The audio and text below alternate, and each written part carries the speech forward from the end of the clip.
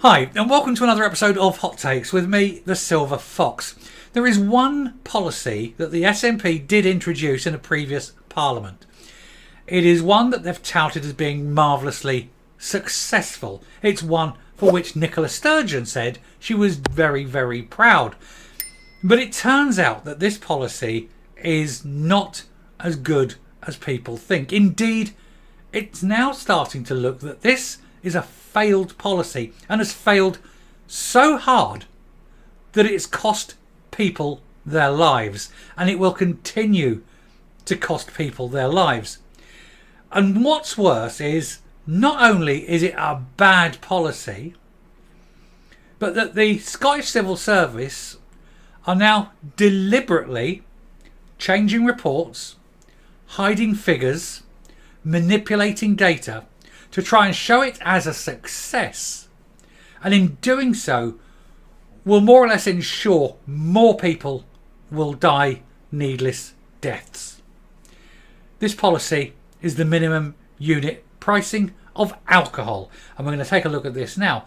And if it's in any way true what we're about to read, then I would suggest that we need a full independent inquiry headed by a judge, and at the end of it a trial and imprisonment of some if they knew and knowingly went along with the covering up of data that led to people dying.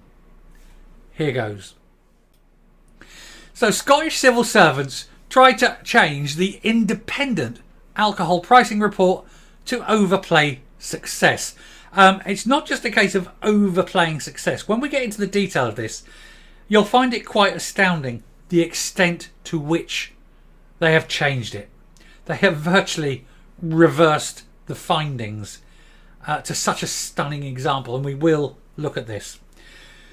Scottish Tory health spokesman Dr Sandesh Gillane has previously reported Public Health Scotland over its report due to concerns that it has overstated the impact of the controversial SNP policy. Now, Sandesh Gillane is one of those who, when he speaks, people listen.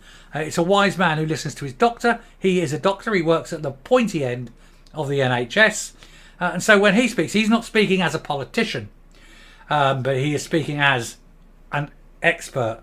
And so, as I say, you must listen to someone who's there, someone who knows whereof he speaks, because he sees this each and every day.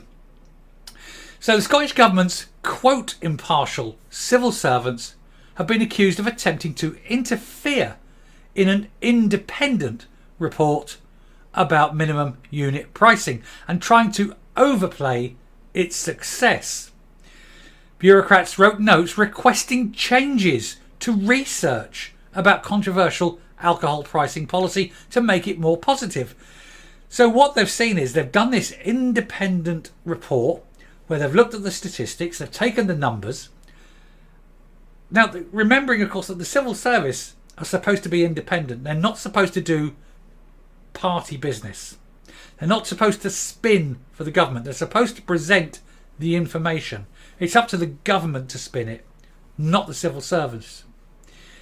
But they have taken it upon themselves to do this. I would suggest first and initially the head of the civil service, if this is true, the head of the civil service must resign. And as for changing the results to make it look more positive for the government, that is completely wrong. Public Health Scotland compiled a document about the impact of the restrictions on public alcohol consumption and claimed that there was strong and consistent quantitative evidence of a reduction in this. We'll say now, as a little heads up, no, there wasn't. However, these findings have previously been called into question by Scottish Tory health spokesman Sandesh Gillane. He reported the outcomes to the UK. This is how bad it was. He reported the outcomes to the UK Statistics Authority as he claimed, now listen to these numbers, 32 out of 40 studies mentioned in the report don't cite the health outcomes of the MUP. So out of the 40 results that they've put into this report, the civil servants, 32 of them don't even cite health outcomes. So where are they getting these figures from? Okay, of the 8 remaining ones, a further 7 of the other 8 studies into the health outcomes reached negative or inconclusive verdicts. So 39 out of 40 reports quoted in this report did not show any positive outcomes at all. And of the ones that did show any outcomes, most of them were negative outcomes. Only one single study, he claimed, said that deaths might have been averted. So there's not one of the 40 that said for definite that deaths had been averted. And only one that said it may have, maybe. And yet the civil service rewrote this report to say it was a sparkling success and it was the best thing since sliced bread. Head of the civil service needs to resign. Senior members of the civil service need to go as well. The SNP needs to hold and call for a complete independent inquiry to find out why this has happened, how this has happened, and ultimately who is responsible. Now the Times have reported that civil servants scoured the initial documents about the impact of the pricing and submitted 88 comments and questions about one draft alone. They wanted it to say that evidence that alcohol consumption had fallen after the policy was introduced in 2018 was strong. And yet the reports, not one of them, said that. This is what you're dealing with. Not only do the SNP lie, as we reported in the last video, but even the so-called independent civil service is filled with politicised spinners, people who will change evidence, literally change factual evidence to meet the golden desired goal of the political masters. The strong and the stupid have one thing in common. When the evidence doesn't fit their opinions, they change the evidence, not their opinions. And this is definitely what has happened here. The SNP's legislation to set a minimum price of 50 pence per unit for alcohol has been criticised as a nanny state policy, which has not had much impact on cutting down booze-related deaths. However, what it has had is that normal people who like to drink and who weren't problem drinkers have had to pay massively over the odds to enjoy their lives. Because again, this isn't really anything to do with saving lives. It's all to do with reducing pleasure, increasing misery, increasing poverty, and controlling the masses. That's what this is. Officials objected to sentences in a draft dated May the 4th, saying that the researchers could not rule out falls in disposable income as contributors to the reduction in alcohol-related deaths in Scotland's poorest communities. In other words, saying the poorest communities being forced to pay more for alcohol were then spending that money. They're buying the alcohol because they needed to buy the alcohol and were having less money available to pay their bills or feed their children. They said this statement could significantly undermine the headline finding. So what they're saying is it's an inconvenient truth. We don't want this revealed because this inconvenient fact destroys what our political paymasters want to present as a win, as a victory. We want to turn a completely bad, terrible plan that has killed people into something shining and wonderful. Doing so will cause more deaths. As I say, the statement said they could significantly undermine the headline, finding that minimum pricing had saved lives. And yet, even in their own reports, that has not been claimed. Not one of those 40 reports have said that. This section was then rewritten in the final report, only to say it was important to consider whether changes in household finances were a factor. Again, stripping out facts putting in opinions and presenting it as an independent report. Dr. Gillane pointed to these changes as evidence that he was right to report it to the UK Statistics Authority, as it was heavily spun. He said, "My concern with this report since day one was that it's heavily spun and overplays the evidence in favour of minimum unit pricing to suit the SNP's narrative on this issue."